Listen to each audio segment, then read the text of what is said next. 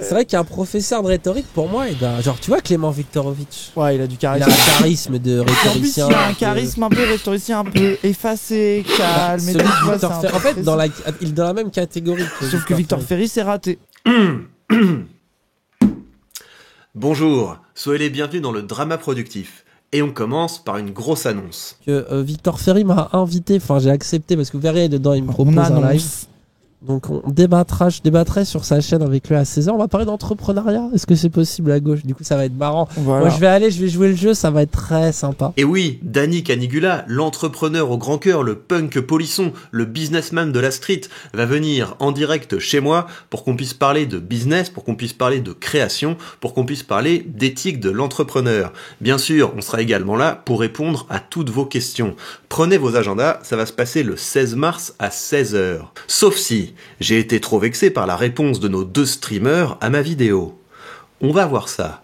Mais d'abord, un point sur l'importante question des thunes. Comme je l'espérais, vous avez été nombreux à courir pour entendre ce duo de légendes deviser sur mon charisme.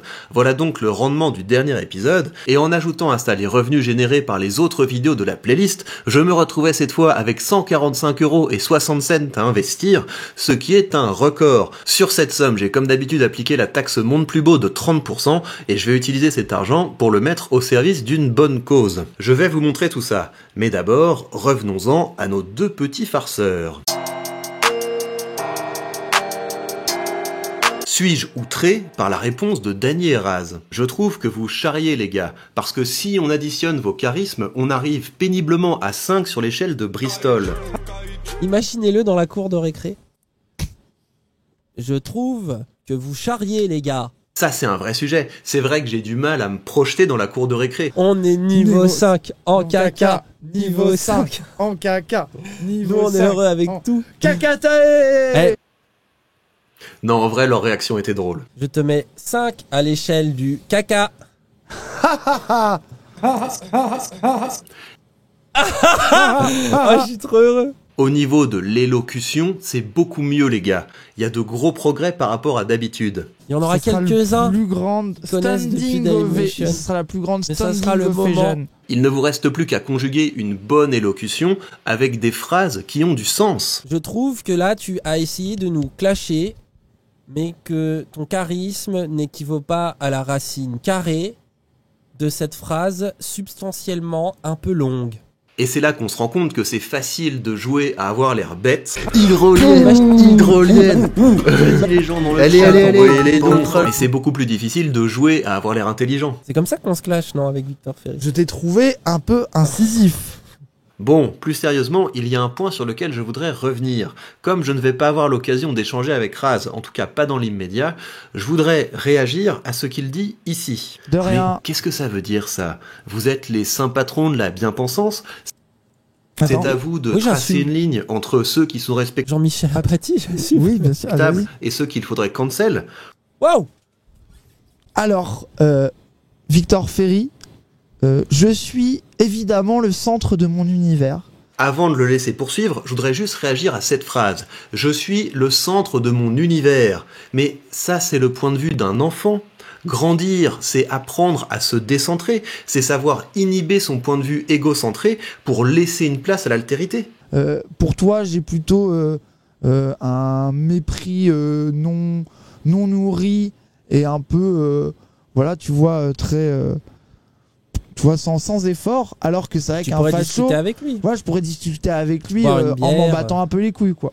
Vous savez, quand j'ai décidé de créer ce format, c'est parce que j'étais de moins en moins convaincu par les clichés du type « il ne faut pas répondre aux critiques, il ne faut pas leur donner de l'importance » ou pire encore, il ne faut pas se rabaisser à répondre. Évidemment que quand on engage la discussion avec quelqu'un qui manifestement est dans une autre bulle que la nôtre, on s'expose à prendre des taquets, on s'expose au ridicule, c'est mauvais pour l'image, on doit perdre un peu de notre hauteur. Mais si j'y vais quand même, c'est parce que je suis convaincu que toutes les fois qu'on parvient à faire éclater une bulle idéologique, qu'on parvient à se connecter à l'individu en face de nous, derrière l'étiquette et la catégorie, c'est l'humanité qui gagne. En outre, notre monde devient beaucoup plus riche quand on parvient à faire l'effort face à l'altérité, de ne pas se dire « oulala, ce mec craint, j'ai pas envie de discuter avec lui », mais plutôt « ça va être intéressant ». Nous avons des points de vue très différents. Et là-dessus, je voudrais vous lire l'extrait d'un ouvrage qui, je pense, n'est pas dans le panthéon de mes deux interlocuteurs, à savoir les 12 règles pour une vie de Jordan Peterson. Sa règle 9 s'intitule « Partez du principe que celui que vous écoutez en sait plus que vous ». Et à l'aide d'une analogie que je trouve éclairante, il nous montre l'intérêt que nous avons à écouter les autres sans jugement. Imaginez que quelqu'un possède une liasse de billets de $100, dont certains sont faux. Il faut étaler l'ensemble d'entre eux sur la table afin de pouvoir tous les voir et d'en répertorier les différences afin de pouvoir distinguer les vrais des faux. C'est le genre d'approche méthodique qu'il faut suivre pour véritablement écouter quelqu'un, tenter de résoudre un problème ou exprimer quelque chose d'important. Si, en apprenant qu'une partie des billets sont faux, vous les jetez tous comme vous le feriez si vous étiez pressé ou si vous n'aviez aucune envie de fournir les efforts nécessaires, votre interlocuteur n'apprendra jamais à séparer le bon grain de l'ivraie. Si au contraire vous écoutez sans jugement hâtif, la personne en face de vous vous dira tout ce qu'elle a sur le cœur, sans tenter de vous tromper outre mesure. Les gens vous raconteront des choses intéressantes, fabuleuses et absurdes. Vos conversations seront rarement ennuyeuses.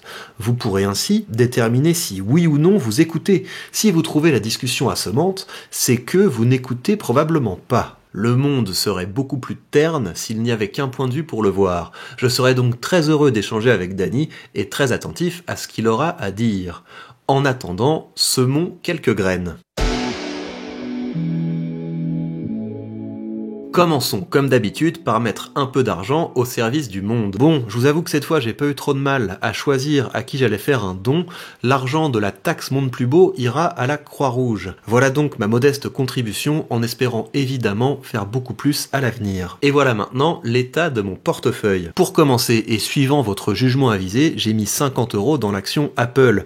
Vous savez qu'à présent, je vous demande sur mon canal Telegram dans quelle action je dois investir, et je m'en tiens à votre jugement, même si cette fois, j'avoue que j'avais voté pour Microsoft. Toujours pour les actions, je profite de ces marchés baissiers pour renforcer ma position dans Starbucks. Pour ce qui est des ETF maintenant, j'ai racheté une part dans mon fonds qui investit dans l'ensemble des entreprises à l'échelle mondiale qui font les plus grands efforts en matière de RSE. J'ai également renforcé ma position dans mon ETF qui investit dans les entreprises européennes qui versent de hauts dividendes, parce qu'il avait beaucoup baissé au regard du contexte évidemment. De façon générale, pour vous partager un peu mon expérience d'investisseur, même si évidemment je ne donne pas de conseils et je ne suis pas conseiller financier, je trouve que c'est plus facile d'investir dans des marchés baissiers que dans des marchés haussiers, parce que quand ça monte, on se dit bah voilà, c'est peut-être survalorisé et donc ce qu'on est en train d'acheter, on n'est pas forcément en train de faire une bonne affaire. Alors que dans un marché comme ça, et parce que j'ai un bon niveau de confiance dans ce que j'ai dans mon portefeuille, eh bien j'ai beaucoup moins de mal à faire des choix et j'ai toujours l'impression de faire de bonnes affaires. Et il faut toujours se rappeler que quand une crise arrive, on a toujours l'impression que c'est la pire crise qu'on ait jamais vue. C'était le sentiment de la plupart des gens au début de la crise sanitaire et c'est le sentiment de la plupart des gens aujourd'hui. Et c'est pour ça que l'investissement, c'est aussi et peut-être surtout un exercice psychologique. C'est ceux qui ont une perspective de long terme,